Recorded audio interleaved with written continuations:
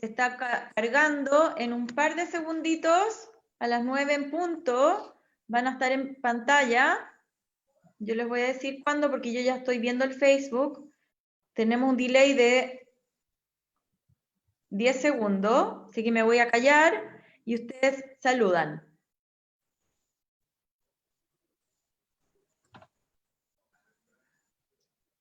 Bueno, buenas noches a todos.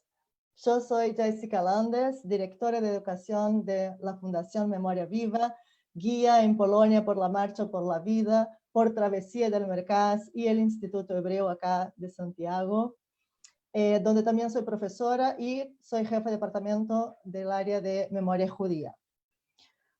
Hoy estamos en nuestro segundo encuentro acá de la Fundación Memoria Viva en el Estadio Israelita, en el canal del EIM, y aprovecho para agradecer una vez más al canal por la oportunidad de estar acá y acompañar de alguna manera también la comunidad en ese momento tan complejo que estamos viviendo en el mundo y acá en Chile en especial, con 8 semanas de encierro total, y los que tienen niños chicos saben cómo está siendo también bastante complejo. Así que es muy rico poder estar acá con ustedes. Y lo que nos convoca hoy a esa charla es un tema que a mí me encanta y yo sé que a nuestro invitado. Y el tema de hoy es la enseñanza de la Shoah a los jóvenes de hoy. Y nada mejor cuando hablamos de educación que el intercambio de ideas, intercambio de experiencias. Y bueno, y por eso tenemos acá hoy a Shai Aben, que ustedes pueden ver acá con nosotros.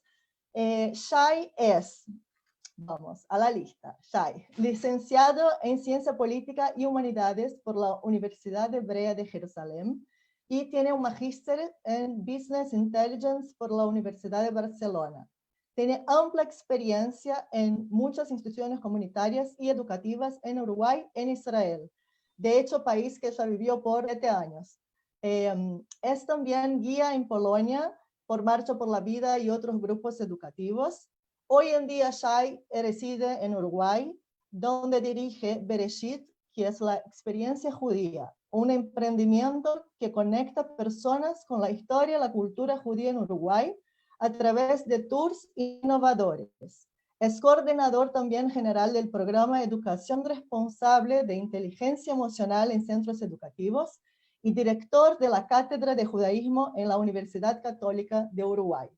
Así que, además de todo eso, tengo que decir que Shai es un gran amigo mío y que tuve el placer y el honor de trabajar con Shai en el Mahón de Madrijim en Israel también, hace bastantes años atrás.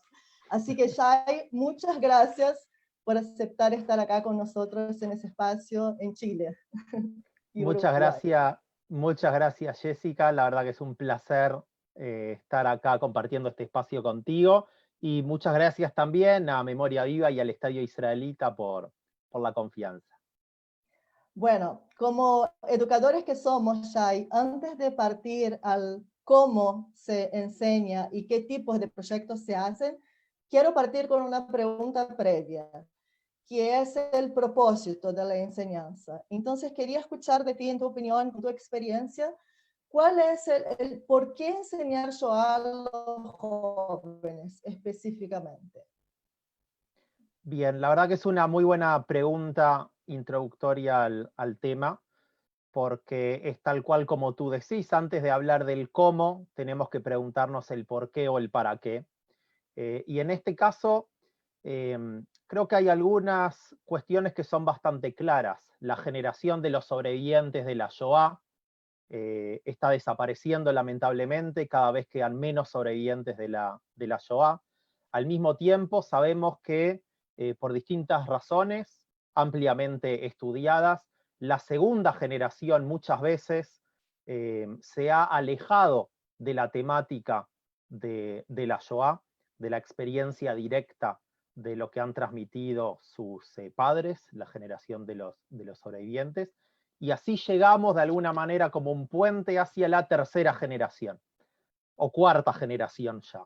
Y ahí es donde estamos hablando de los jóvenes o de las juventudes, que es una etapa de por sí de formación, de curiosidad, de mucho activismo y militancia, y por eso es importante canalizar las estrategias ahí.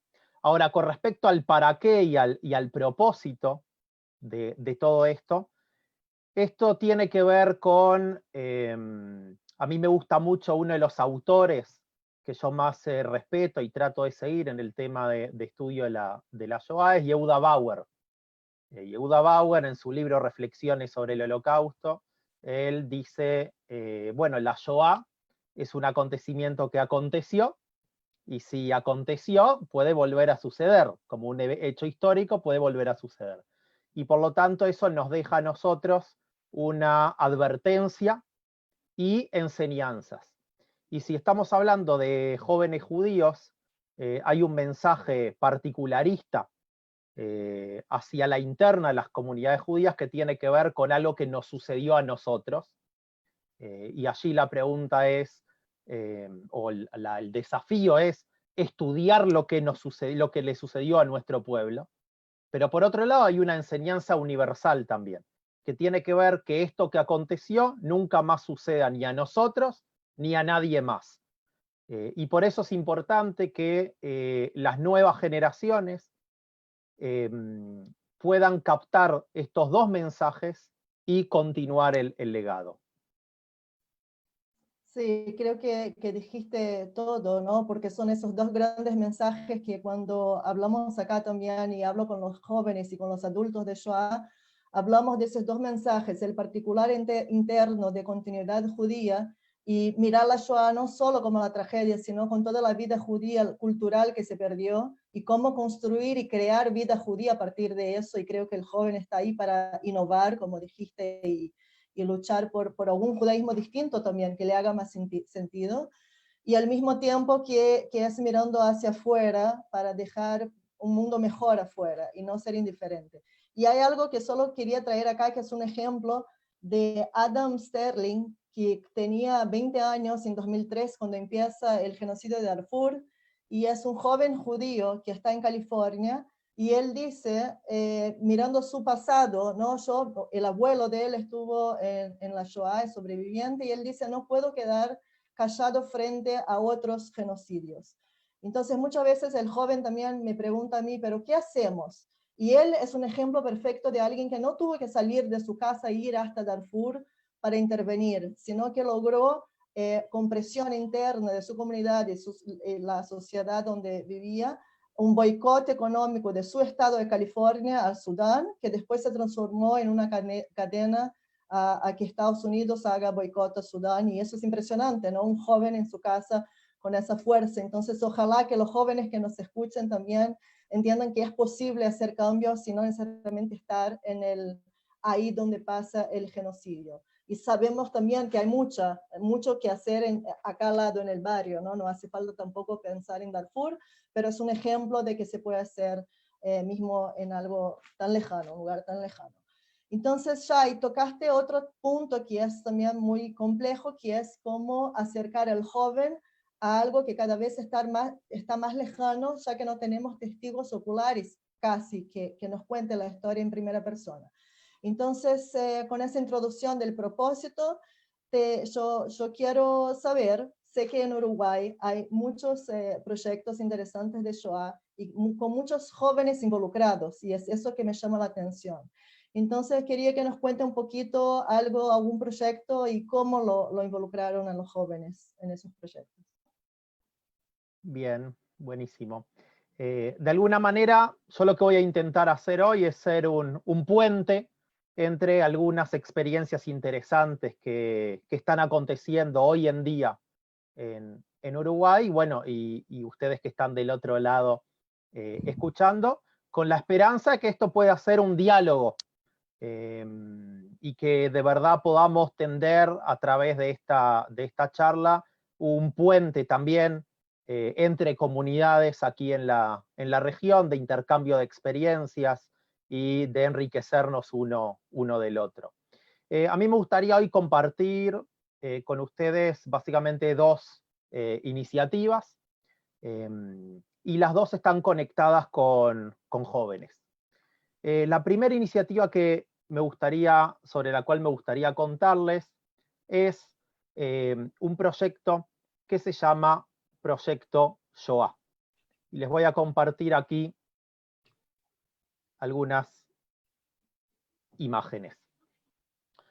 El Proyecto Shoah, y voy a decir desde ahora que es un proyecto que le habla a toda la sociedad y no solamente a la comunidad judía.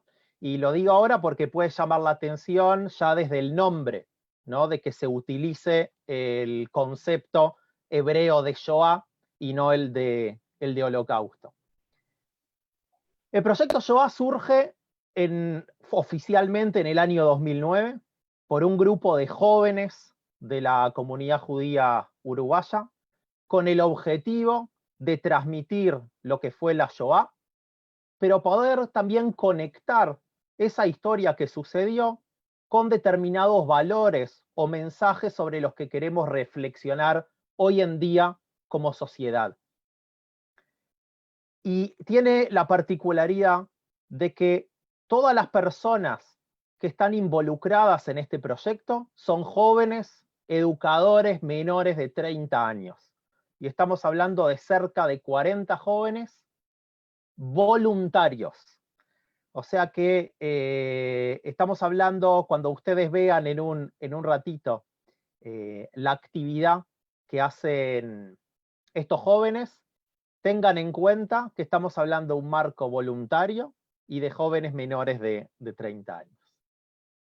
Esta es una iniciativa que en realidad surgió en el año 2008, cuando 3 jóvenes de la comunidad en edad universitaria empezó a soñar con la posibilidad de organizar una muestra, una exposición sobre la Shoah, que no solamente aluda a ese mensaje particular que tiene que ver con lo que le sucedió al pueblo judío, sino que también apunte a los mensajes universales sobre los que conversábamos antes.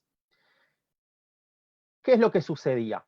Había un museo de la Shoah acá en Uruguay. De hecho, el Museo de la Shoah del Uruguay, que fue creado por los propios sobrevivientes de la Shoah, es el pionero de Sudamérica.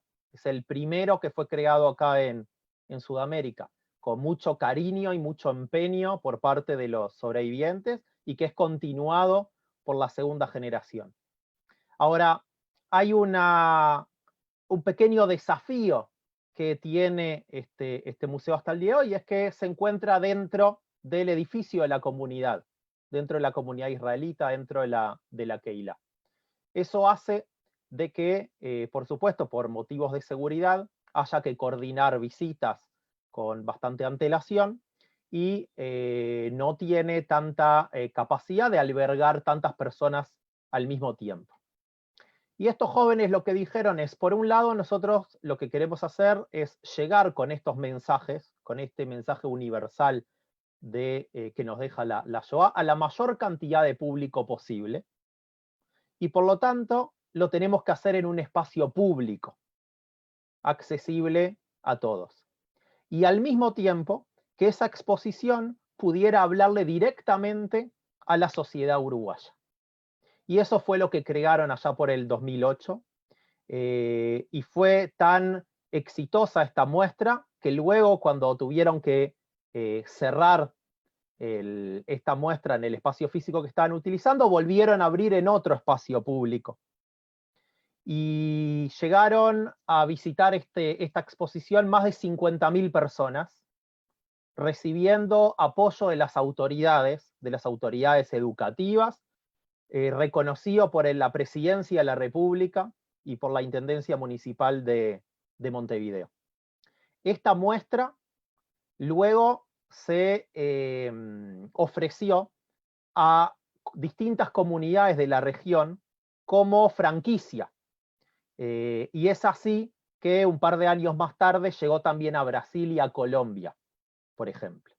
Pero fue un ejemplo de cómo un grupo de jóvenes con una visión, con un sueño, lograron llevar adelante una exposición que generó un impacto muy importante.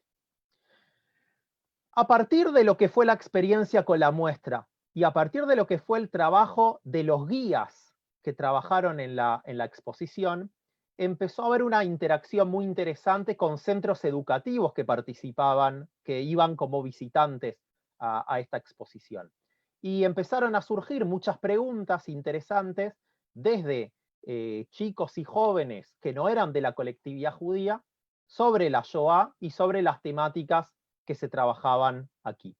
Y ahí es donde surgió una segunda etapa del proyecto Shoah, que es lo que se conoce con el nombre de la actividad, que es una actividad de educación no formal, interactiva, con mucha dinámica, que trabaja en las propias aulas, en los propios centros educativos, esto que dijimos recién, a partir de una historia, de la historia de la Shoah, y en particular a partir de la historia de un sobreviviente muy conocido, que es Gil Reichman. Y Gil Reichman tiene la particularidad de que es uno de los pocos sobrevivientes del campo de exterminio de Treblinka, y seguramente muchas de las personas que nos están escuchando han tenido la posibilidad de viajar a Polonia, por ejemplo, de visitar Treblinka, y es muy probable que los guías que hayan tenido les hayan hablado de esta persona, que además escribió un libro que se hizo muy famoso mundialmente, Un grito por la vida, traducido también como El último judío, y que justamente el proyecto Shoah reeditó con estas 3 letras que llaman a un silencio, pero que es muy significativo. Entonces, esta actividad que están realizando estos jóvenes en los centros educativos es una actividad que a partir de la historia de la Shoah llegamos a trabajar problemáticas actuales que tienen los jóvenes, sobre todo temas de discriminación, de bullying y de violencia. O sea que si nosotros hablamos, quienes trabajamos en educación de la Shoah, hablamos del triángulo de los protagonistas y hablamos de los perpetradores, de las víctimas y de los observadores, entonces lo que hace esta actividad es tomar este triángulo y ver dónde se posiciona, dónde nos posicionamos cada uno de nosotros frente a lo que está aconteciendo hoy en día, en nuestras realidades. Y nos preguntamos si somos observadores pasivos o si somos rescatadores ante situaciones de bullying, de violencia, de discriminación. Me gustaría compartir con ustedes un breve video con algunos protagonistas de esta actividad.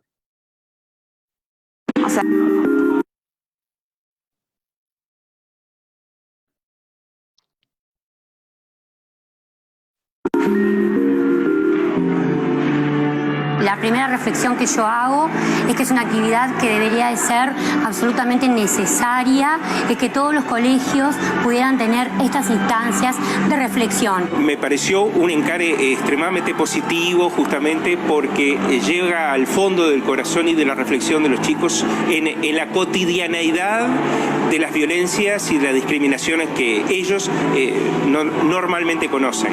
Y sobre todo cuando también pasan cosas en clase. ¿Qué hago? Me sumo a la joda, soy el cómplice, soy el que la hace, soy el que dice vamos, peleen o molestala, me río, soy la víctima, soy el que la hace, o soy el indiferente, total, no me pasa a mí. La actividad me pareció excelente para educar a más personas, a más chiquilines del liceo, porque hay mucha discriminación. Todos somos discriminados y todos discriminamos alguna vez también. Y está bueno que veamos lo que pasó en otras épocas y que nos demos cuenta que no solo pasó ahí, que también sigue pasando por hoy.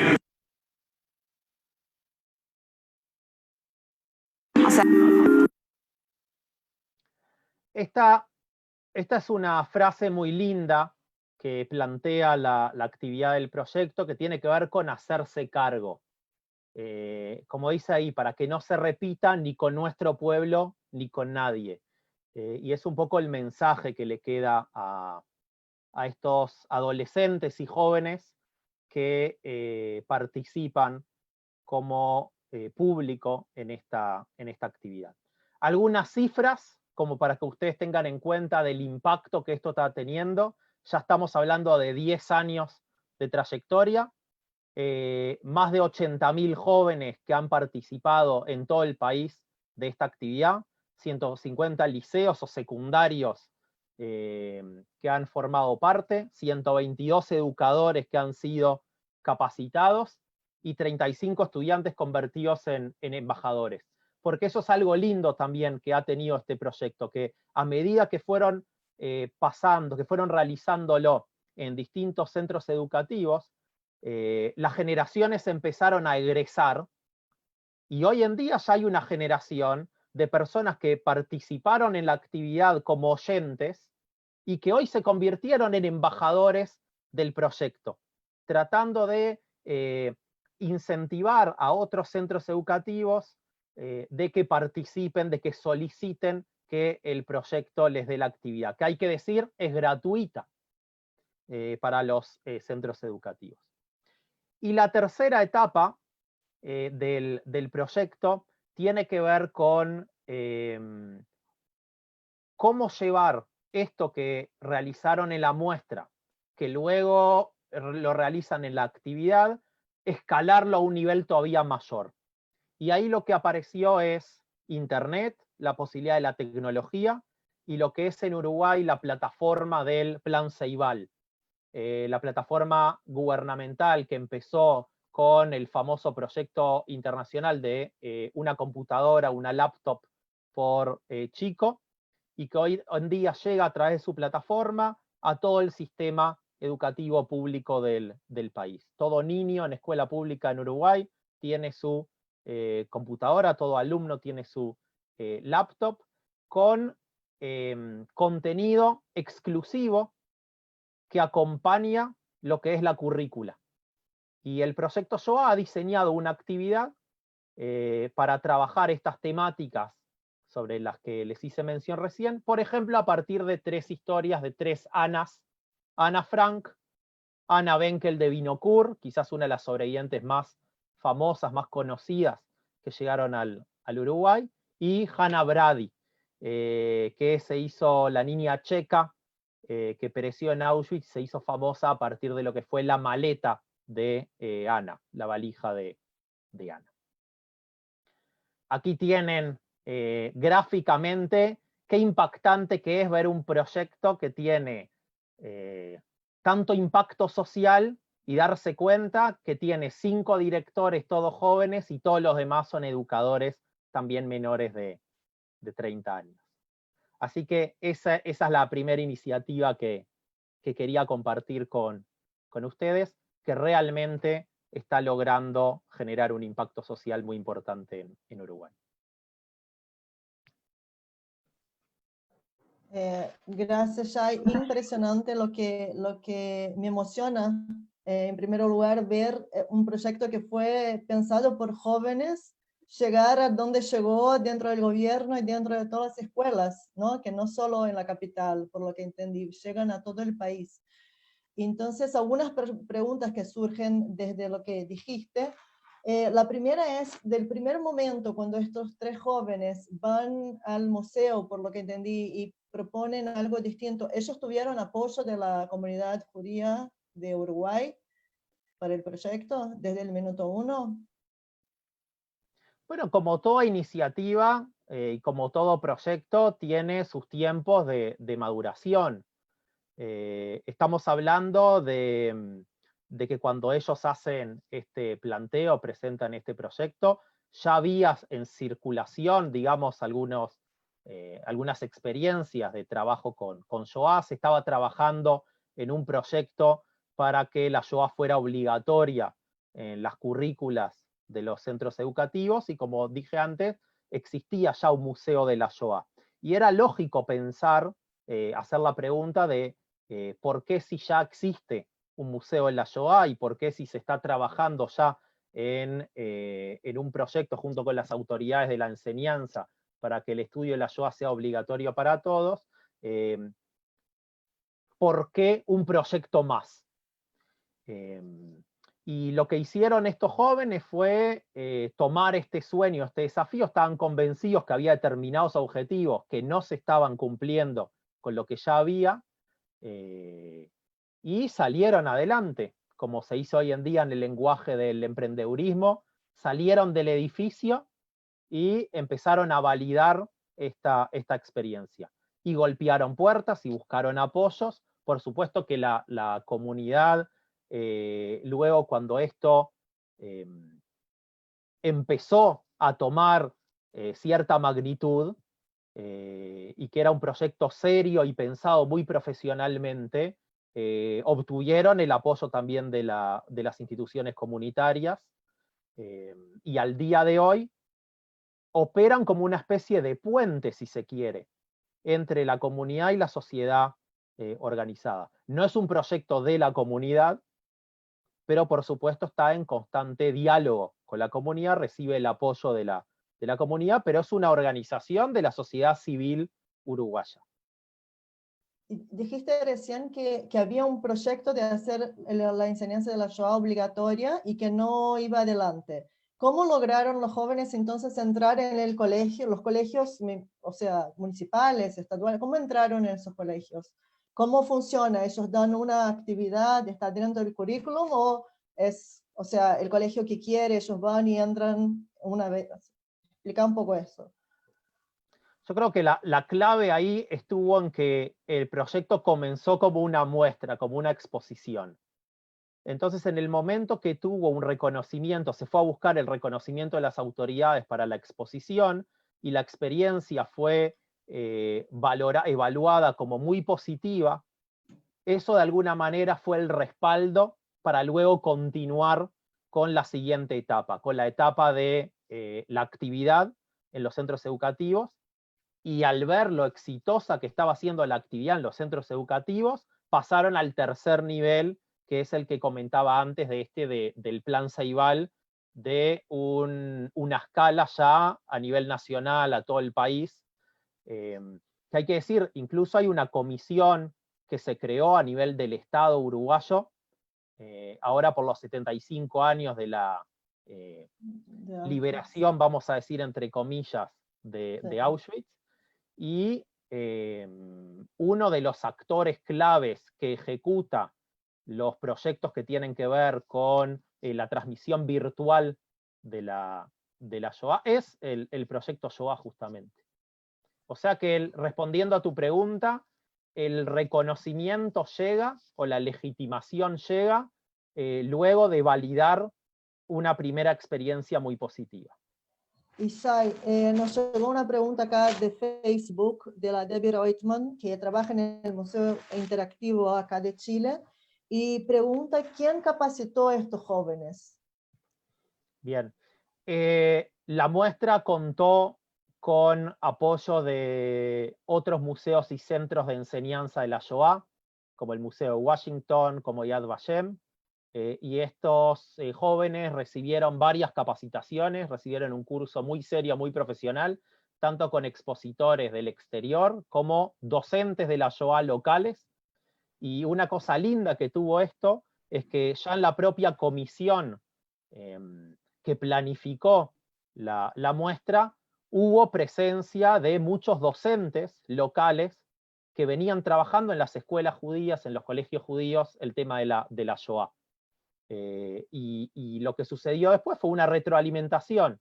Esos docentes luego capacitaron a los jóvenes, y hoy en día ya estamos viendo una nueva etapa, en donde muchos jóvenes que pasaron por el proyecto, que fueron educadores, capacitan a la nueva camada.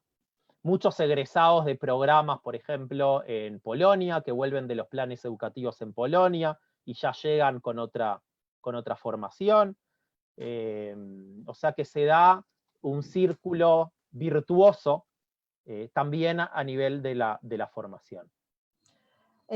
Bueno, acá viene una pregunta también que se complementa, que es: ¿dónde recibieron la capacitación? Y me imagino que ahí, ¿no? En Uruguay, mismo las capacitaciones de los otros museos. Sí.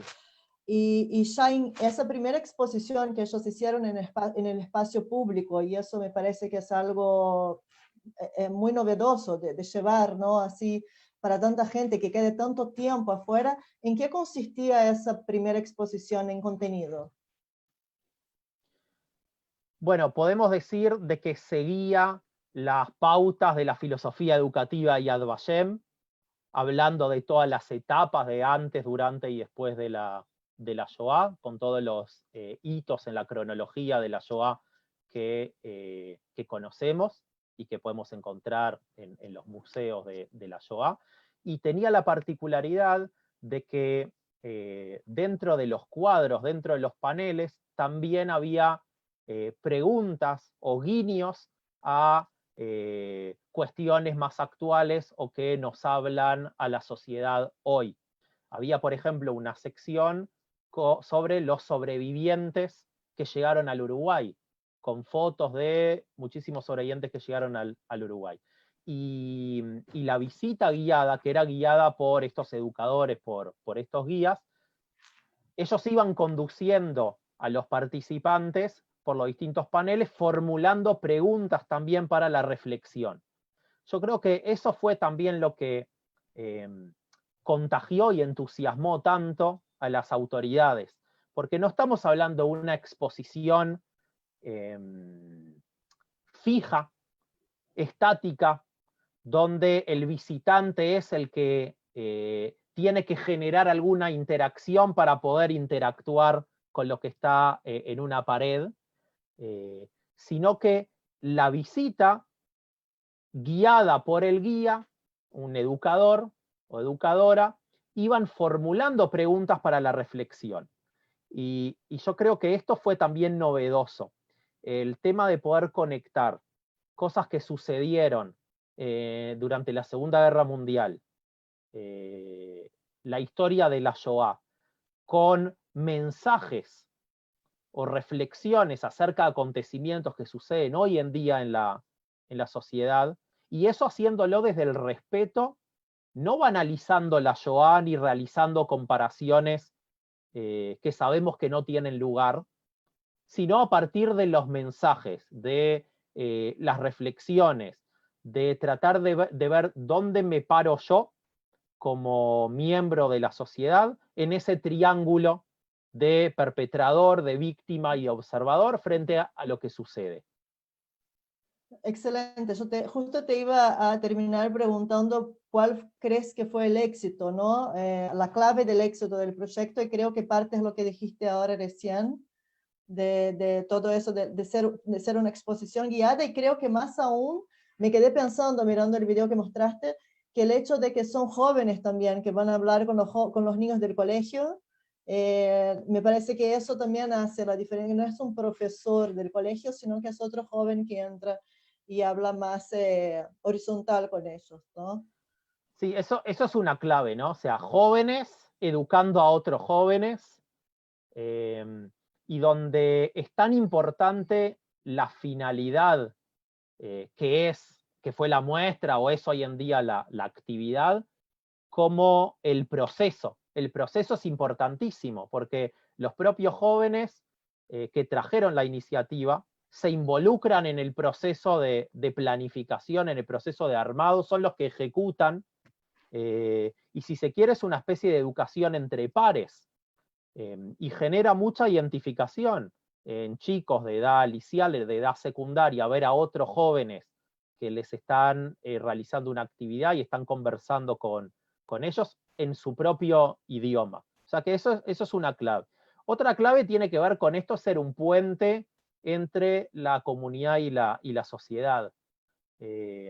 Y creo que el hecho de que esto sea una organización de la sociedad civil uruguaya y que estén involucrados en distintos proyectos e iniciativas de derechos humanos en Uruguay, también es una clave del impacto que ha tenido.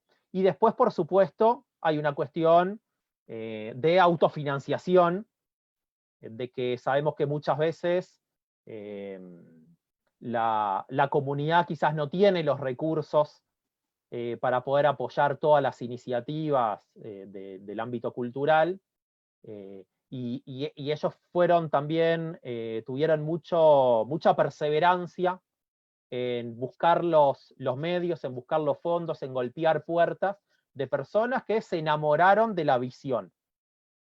Sí. Impresionante. Ya tengo dos preguntas más sobre ese proyecto antes de que pasemos al próximo. ¿A dónde podemos tener acceso a estos proyectos educativos? ¿Son exclusivos de Uruguay o podríamos reproducirlo? Bien, tanto este proyecto como el del que vamos a hablar más adelante, ambos son totalmente escalables y replicables en otras realidades. Aquí en esta diapositiva ustedes tienen abajo la información de contacto, están en Facebook, en Instagram, tienen página web, es proyectoyoa.com y @proyectoyoa en el caso del Facebook y del Instagram. Les aconsejo ingresar, explorar, ver también las cosas que están haciendo hoy en día y contactarlos directamente. Son personas muy accesibles. La directora, Michelle, está a disposición, va a recibir sus consultas con mucho gusto, y así como lograron replicar la muestra en Brasil y en Colombia, yo estoy seguro que también esta actividad tiene el potencial de ser imitado y replicado en otras realidades. Así que siéntanse con toda la libertad de ponerse en contacto con los responsables del proyecto. Estoy seguro que van a encontrar la máxima predisposición. Y ya la última pregunta de ese proyecto, de Juli Helwe, pregunta si hacen proyectos actuales sobre temas de racismo o antisemitismo en sus localidades relacionados a acontecimientos de su sociedad actual. Si el proyecto Shoah hace ese tipo de proyectos también.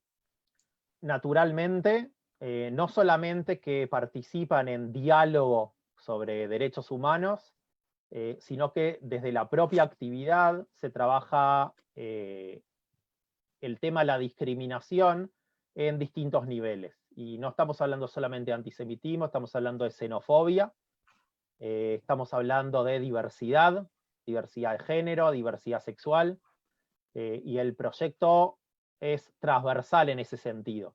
Cuando hablamos de discriminación, hablamos de distintas posibilidades de discriminación en nuestra sociedad hoy en día, cuando la herramienta para atacar a todos esos distintos tipos de discriminación, a la par de legislación que condene esas muestras de odio y de violencia, está en la educación.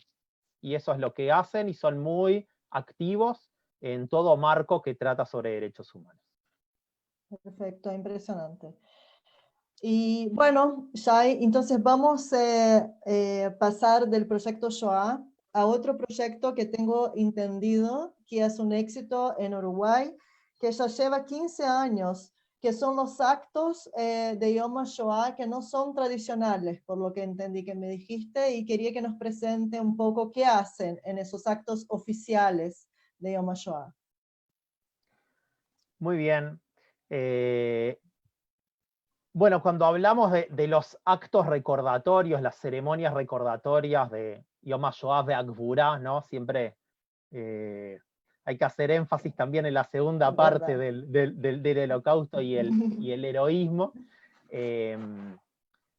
Estos son las ceremonias, si se quiere, oficiales de la comunidad, que se realizan el día de Yom HaShoah de acuerdo al calendario hebreo, en el edificio de la comunidad israelita del Uruguay, de la Keilah. Y es un acto que lo empezaron a hacer los sobrevivientes de la Shoah, lo que era Sherita Pleitá, hoy en día el Centro Recordatorio del Holocausto en el caso del Uruguay, y era una ceremonia tradicional de lo que es un acto tradicional.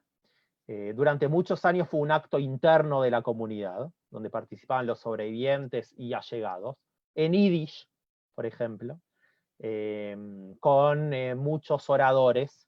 A veces incluso llegaban oradores del exterior, de Israel, gente que había participado, por ejemplo, en el levantamiento del gueto de Varsovia, y estaba basado tenía un mensaje del heroísmo de lo que fue la resistencia judía a la Shoah. A medida que fueron pasando los años, y sobre todo luego del retorno de la democracia en Uruguay, estos actos se abrieron un poco a lo que eran autoridades nacionales, referentes educativos que empezaron a concurrir a estas ceremonias. Y eran las ceremonias tradicionales que nosotros conocemos, con un protocolo, con un orden establecido de discursos y con un encendido de velas por sobrevivientes. Y así era el acto de la Shoah. Ahora, esto generaba una problemática, y era que mucha gente joven no se sentía identificada con este modelo de ceremonia, con este modelo de acto. Y por lo tanto no iban a los actos conmemorativos de la Shoah. En el año 2003 toman una decisión estratégica entre los organizadores, sobre todo la Kehilá, la comunidad israelita, de transformar los actos de la Shoah en algo más innovador. Y el modelo, si se quiere, es un poco el modelo de acto en el Lojamei Getaot en Israel, que son ceremonias artísticas. O sea, se transmite la Shoah a través del arte y de herramientas más allá de la parte discursiva. Esto a priori supuso bastante duda, digamos, a nivel comunitario. ¿Cómo transmitir, ¿no?, un mensaje sin discursos? Y ahí hubo que usar mucho la creatividad. Lo que se hizo en la comunidad, y aquí tengo que mencionar básicamente dos personas, que sería de justicia histórica mencionarlas, tres personas en realidad. Abel Bronstein, que fue el director ejecutivo de la comunidad durante muchos años, Janet Dreyfus, la directora artística, que fue la que continúa hasta el día de hoy liderando estos procesos, y luego una comisión que al día de hoy estamos hablando de cerca de 30 personas, profesionales y voluntarias, que se encargan de la organización del acto. Ahora, cuando digo organización del acto, les cuento de qué se trata. Es un acto que sigue la filosofía educativa Yad Vashem. Es un acto que respeta la cronología de las etapas de antes, durante y después de la Shoah. Es un acto que tiene un encendido de velas recordatorias, pero cada año va variando la temática y los mensajes que se transmiten. Y toma lo que es, por lo general se intenta tomar el tema que propone Yad Vashem para trabajar a nivel de Israel y a nivel internacional para cada año. Cuando la temática, cuando sucede algo en la comunidad o en el país que justifica cambiar de tema, se cambia de tema. Por ejemplo, en el año 2016 hubo un asesinato acá muy conocido en la ciudad de Paysandú, en el norte del Uruguay, donde un musulmán convertido asesinó a un líder de la comunidad, y quienes estábamos organizando el acto sentimos que no podíamos estar hablando de la Shoah y de antisemitismo desconectados y tomando el tema de ese año que tenía que ver con la música, desconectando de lo que estaba pasando. Y ahí, si ven el afiche de arriba a la derecha, Shoah lamentablemente singular, preocupantemente universal, hablaba de ambos temas, de la relevancia, lamentablemente, la vigencia, lamentablemente, del tema del antisemitismo en la sociedad, hoy en día en nuestra sociedad uruguaya. Entonces, estos son distintos afiches de distintos años del acto. Lo que se hace, se arma un equipo organizador. En ese equipo organizador están referentes de las instituciones organizadoras del acto, con un equipo profesional. Y se forman 3 o 4 comisiones de trabajo. Una comisión de contenidos, una comisión artística, y luego comisiones de comunicación, de logística. Se definen objetivos generales del acto, que por lo general se mantienen a lo largo de los años. Y luego se definen objetivos particulares de cada año, con los mensajes que se quiere transmitir cada año. Nosotros tomamos, yo soy parte de estas comisiones, me toca coordinar la comisión de contenidos, y lo que intentamos hacer es pensar el acto como un espacio de transmisión, pero que el espacio de transmisión no se limita a lo que sucede en esos 50 minutos de acto, que es más o menos lo que dura un acto de la yoga. Desde el propio afiche, desde cómo se hace la convocatoria, ya estamos transmitiendo contenidos. El hall de entrada a la sala ya es un espacio para transmitir contenidos. Por lo general hacemos algo interactivo ahí para que la gente ya entre con determinado clima. Los audiovisuales que se pasan. El encendido de velas. Cada año, cada vela recordatoria tiene una temática distinta y una dinámica distinta. A veces son los nietos que convocan a sus abuelos a encender una vela, a veces un sobreviviente da un mensaje, a veces mostramos la grabación en video de ese sobreviviente que está encendiendo. Eso va variando con los años. El primer acto, se puede decir, con este modelo, fue en el año 2003, los 60 años del levantamiento del gueto de Varsovia, y luego a medida que fueron pasando van pasando los años, se toman otras temáticas. A mí me gustaría compartir con ustedes 2 ejemplos de lo que hacemos en estas ceremonias para que ustedes puedan apreciarlo de manera más vivencial. Una cosa, pueden encontrar estos videos que les voy a mostrar ahora, los pueden encontrar en esta página web que les estoy mostrando, están disponibles para que ustedes puedan acceder por su cuenta. Porque lo que les voy a mostrar yo aquí son fragmentos. Año 2018. Oi van Pripyatchik sprint a fire und ist du bist und der Rebellen kleine Kinder lacht dem Aleph Beis.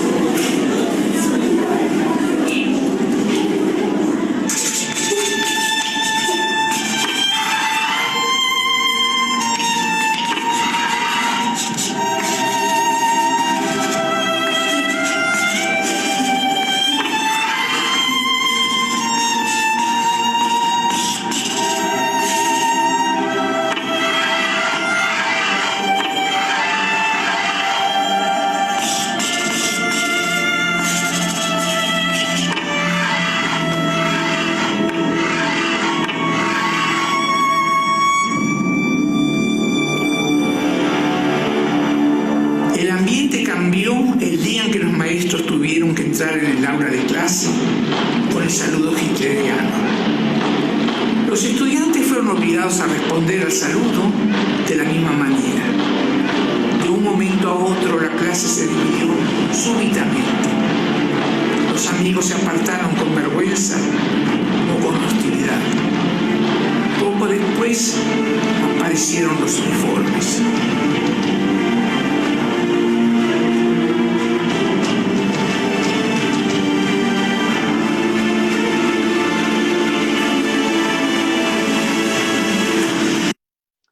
Bueno, lo que veíamos ahí era un acto que estaba basado en la educación.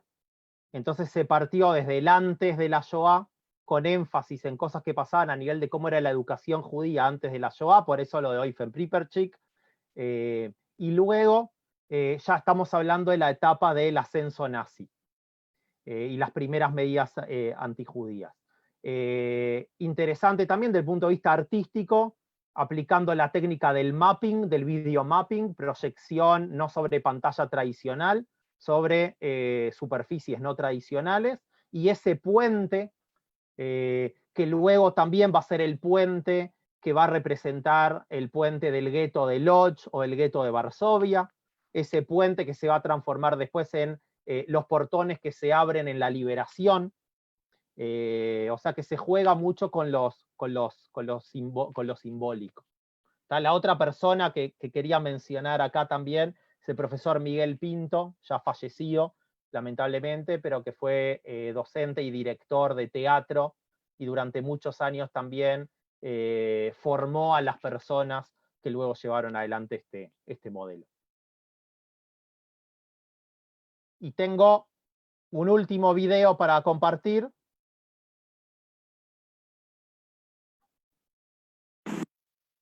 que es desde el 2014, y que es la Shoah contada no desde los discursos, sino a través de las sombras.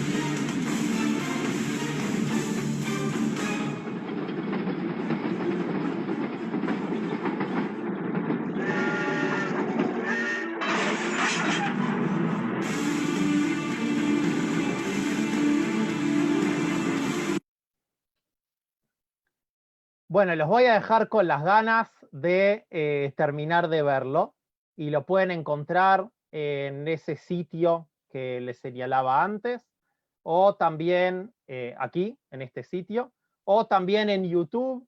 Si buscan por La Shoah a través de sombras, lo van a encontrar y van a poder ver el final, que termina en la etapa de la liberación.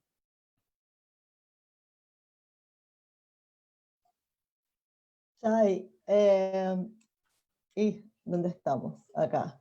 Es impresionante, esos actos de verdad son impresionantes porque como que te sumergís a una experiencia, ¿no? O sea, es otra cosa de lo que estamos acostumbrados, por lo menos en los actos oficiales acá. Y volviendo conectando con el tema de nuestra charla, que es cómo involucrar a los jóvenes, cómo transmitir eso a los jóvenes. ¿Ustedes sintieron que cuando se hizo ese cambio de actos, los jóvenes empezaron a participar más, yendo al acto o trabajando en el acto de alguna manera? Esto no solamente que acercó más a jóvenes como público participante, sino que empezaron a participar desde los movimientos juveniles de la comunidad, desde las TNUOT de la comunidad, empezaron a participar en la organización del acto. Y el proyecto Shoah, sobre el que les conté hoy en día es parte integral del acto también. O sea que estamos hablando de unas 30 personas, que les diré que 2/3 de ellas son de verdad personas jóvenes en edad universitaria, que se involucran activamente desde la planificación y la ejecución del acto. Eso es, creo que lo más lindo, ¿no? Que llevar el mensaje, de alguna manera el acto también lleva el mensaje. Me dijiste que el acto sigue siendo dentro del edificio comunitario, ¿no? No lograron hacer afuera. Dentro de la comunidad participan entre 800 y 1000 personas, autoridades nacionales, presidente de la República, autoridades comunitarias, adultos, jóvenes. Es un acto abierto al público. Y una pregunta que te tengo que hacer. ¿De verdad no hay discursos en ese acto? O sea, es un acto donde el presidente de la comunidad no habla, no sé, los rabinos no hablan, ¿no hay discursos? No hay discursos, es el único acto comunitario donde no hay discursos. Hay sí participación de rabino, o para él Malé Rajamí, Mokadish o Izkor, dependiendo del año, pero no hay discursos. El 100% de los mensajes se transmiten de una manera no convencional o artística. Impresionante. Y te hago una pregunta que tiene que ver con eso. ¿Cómo es posible, cómo fue ese cambio? No sé si lo viviste, de pasar la transición de un acto súper formal, que era lo que los sobrevivientes también estaban acostumbrados, a un acto, digamos, no formal, ¿no? Como lo hacen hoy. Yo participé en distintas etapas de este modelo. En el año 2003, yo era un joven adolescente de los movimientos juveniles que participó en ese acto como participante. Lo que fue sucediendo es que se le daba a cada institución el rol que tiene que tener. La primera reunión siempre es una reunión institucional, donde se definen los objetivos generales, ahí participan las instituciones. Luego, durante muchos años, lo que se hacía es que desde la comisión de contenidos, luego de que había un guión o una idea más o menos concreta, se iba al centro recordatorio del Holocausto, a los propios sobrevivientes, y se les contaba la idea. Y muchas veces nos hacían ver un montón de cosas que tenían que ver con los contenidos y sugerían cambios. Y ellos también siempre son parte activa, parte partícipe en esto. Shai, bueno, nuestro tiempo se está agotando y yo sé que hay muchos proyectos más en Uruguay que podríamos hablar de cómo innovar y cómo hacer que la Shoah llegue más a jóvenes judíos y no judíos también, ¿no? Porque eso es uno de los desafíos que tenemos como educadores de la Shoah. Te quería preguntar, para alguien que te está mirando ahora y quiera saber más de tu trabajo, ¿tienes algún contacto? ¿Cómo la gente llega hacia ti? para hablar contigo.